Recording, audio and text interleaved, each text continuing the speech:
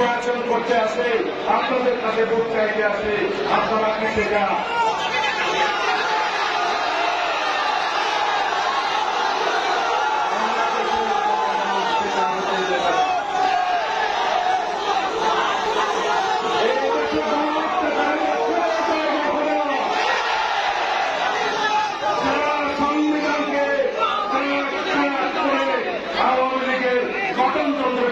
করেছে?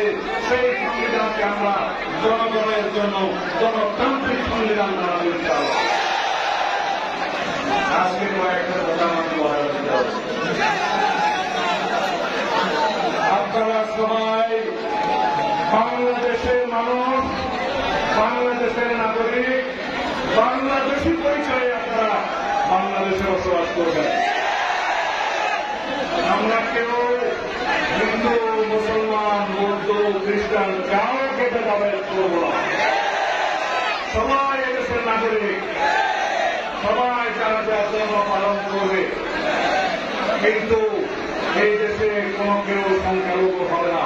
সবাই বাংলাদেশের নাগরিক হবে, সবার সমান অধিকার থাকবে, বৈষম্য কেউ চাকরি নিতে এই দেশে থাকবে না।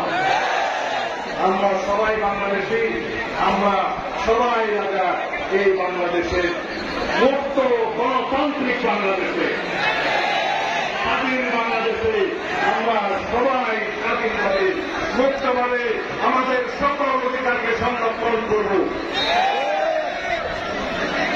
বন্ধুরা, আমাদের বিজয় এখন চূড়ান্তভাবে অর্জিত হয় না। সেই দিন আমরা চূড়ান্ত বিজয় অর্জন করব যেই দিন এই দেশে গণতান্ত্রিক প্রক্রিয়ায় নির্বাচনের মধ্য দিয়ে একটি রাজনৈতিক সরকার প্রতিষ্ঠা হবে। সেই দিন আমাদের চূড়ান্ত বিজয় হবে। আন্তর্জাতিক ষড়যন্ত্র চালু আছে, অভ্যন্তরীণ ষড়যন্ত্র চালু আছে। কিছু কিছু পতিত স্বৈরাচারের দূষকরা এখনো বাংলাদেশের অভ্যন্তরীণ বিষয়ে হস্তক্ষেপ করার চিন্তা করছে। হুঁশিয়ার করে দিতে চাই, শেখ হাসিনা যদি দিল্লিতে বসে ষড়যন্ত্র করে তাকে ওখান থেকে টেনে হেসড়ে নিয়ে এসে বিচার করা হবে, আন্তর্জাতিক আদালতে বিচার করা হবে। তার কিছু দূষকরা সমস্ত বাংলাদেশে কোথাও এমপি, কোথাও উপজেলা চেয়ারম্যান, কোথাও জেলার চেয়ারম্যান, কিছু আছে না। বাংলাদেশের জনগণ কাউকে ক্ষমা করে না। প্রত্যেকটা গুলির হিসাব নেওয়া হবে, শহীদের রক্তের প্রতিটি ফুটার হিসাব নেওয়া হবে। যারা বাংলাদেশের জনগণের উপরে গুলি চালিয়েছে, যারা নির্বাচনের বিরুদ্ধে যারা গণহত্যা চালিয়েছে, যারা দায়ী এবং তাদের দোষকদের প্রত্যেককে বিচারের কাজ করে রাখা। আমি আপনাদের কাছে আহ্বান জানাই, আপনারা কেউই আইন হাতে তুলে নেবেন না, তাকে আইনের হাতে সুপর্দ করুন। বিচার হবে, সুষ্ঠু প্রক্রিয়ায় তার সাজা নিশ্চিত করা হবে ইনশাআল্লাহ।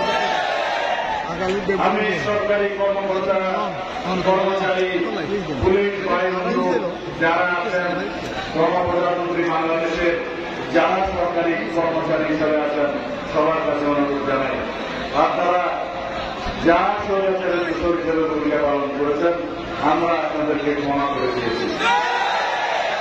জনগণের বন্ধু হিসেবে আপনারা দায়িত্ব পালন করবেন, আমরা আপনাদেরকে সহযোগিতা করব। অতীতের মতো এই দেশের কোন দুঃশাসনের সহযোগী আপনারা হবেন না। কিন্তু যদি আপনারা আমাদের এই ক্ষমা সুন্দর দৃষ্টিকে দুর্বলতা মনে করেন, তাহলে বলতে চাই, জনগণ আপনাদের বিচার করবে। যে সমস্ত বিচারপতিরা জাস্টিস খায়রুল হক, জাস্টিস কালামানি কি অবস্থা হয়েছে,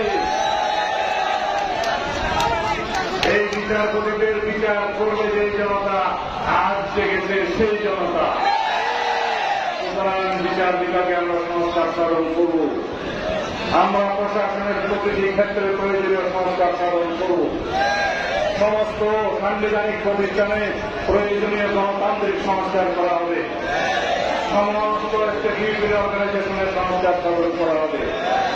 এই দেশের প্রত্যেকটি ক্ষেত্রে শেখ হাসিনা এবং তার স্বৈরাচারী দূষররা যেভাবে এই রাষ্ট্রের সমস্ত অঙ্গ বিনষ্ট করে দিয়েছে, সেই অঙ্গগুলোকে সুন্দরভাবে গণতান্ত্রিক চেহারা দিয়ে এই দেশের মানুষের জন্য সুশাসন, আইনের শাসন নিশ্চিত করা হবে। ইনশাআল্লাহ আমরা আগামীতে আপনাদেরকে বলতে চাই, আপনারা আন্দোলন করে রাখবেন, রাজপথে আপনাদের কণ্ঠ উচ্চারিত হতে থাকবে, আপনাদের অধিকার যাতে কেউ ছিনিয়ে আনতে পারে সেই জন্য আপনারা সবসময় সোচ্চার থাকবেন। ভবিষ্যতের সরকারও যাতে স্বৈরাচারী না হয়ে উঠতে পারে সেজন্য আপনারা আপনাদের অধিকারের বিষয়ে সবসময় সোচ্চার থাকবেন। সুতরাং জনগণের আন্দোলন অব্যাহত থাকবে, জনগণের রাজপথের আন্দোলন অব্যাহত রাখতে হবে। এই জন্য যে এখনো আওয়ামী বাকশালীদের ষড়যন্ত্র শেষ হয় না। আপনারা আহ্বান জানাই সকল সময়ে সেই সমস্ত ষড়যন্ত্রকে বিনষ্ট করার জন্য প্রতি মুহূর্তে আপনারা সজাগ থাকবেন। সেই দিন গণতান্ত্রিক প্রক্রিয়ার মধ্য দিয়ে জনগণের নির্বাচিত একটি সরকার সংসদে বসবে, সেদিন আমাদের প্রাথমিক বিজয় হবে। জনগণের অধিকার যাতে আমরা সমুন্নত রাখতে পারি, সেজন্য যাতে আমরা সবসময় সংগ্রামে লিপ্ত থাকতে পারি, সেজন্য আমাদেরকে প্রস্তুত থাকতে হবে। আমি আজকে আরো একটি জায়গায় আমাকে যেতে হবে, পেটুয়াতে যেতে হবে, ওখানে আমাদের পেটুয়াবাসী অপেক্ষা করছে। আপনারা যদি অনুমতি দেন আমি আপনাদের অনুমতি নিয়ে রওনা হতে পারি। দেখা হবে ইনশাআল্লাহ।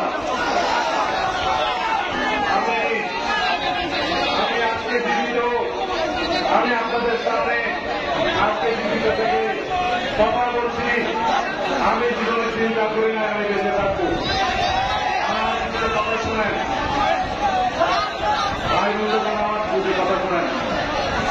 আমি যখন শেখ হাসিনার মৃত্যু ঘটে অন্ধকার হয় প্রতি মুহূর্তে মৃত্যুর কথা শুনছিলাম, তখন আমার হৃদয়ে ছিল এই প্রক্রিয়াতে দূরবাসী।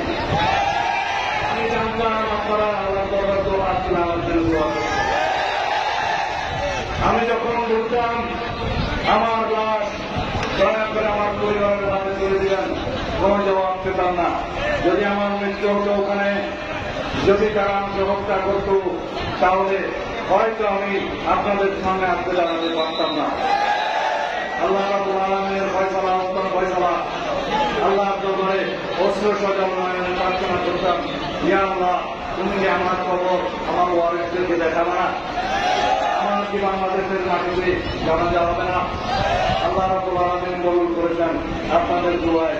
আল্লাহ রাব্বুল আলামিন আমার জীবন ফিরিয়ে দিয়েছেন। মৃত্যু বুঝতে আমাকে আজকে আপনাদের সামনে দাঁড় করে দিয়েছেন। সুতরাং আরো অনেক কাজ বাকি আছে। আল্লাহর হুকুম আছে, আল্লাহ আমাকে চিন্তা রেখেছে বাংলাদেশের মানুষের সেবার জন্য। আরো অনেক কাজ বাকি আছে। আপনারা দোয়া করবেন। দেখা হবে আপনাদের সাথে। আল্লাহ হাফেজ। বাংলাদেশ জিন্দাবাদ। নকশা মিনাল্লাহ ওয়া ফাতহুল করিম।